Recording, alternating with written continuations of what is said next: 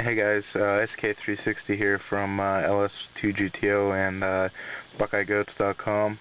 Just wanted to take a quick video here showing off the custom swapped LEDs in the radio and air conditioning controls. So let's turn the car on.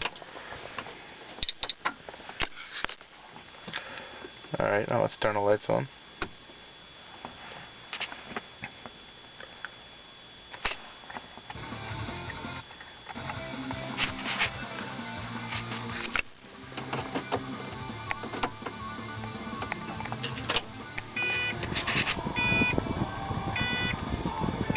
And here's the air conditioning controls with blue status LEDs.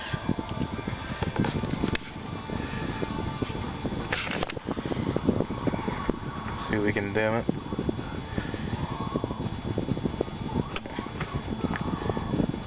Back up.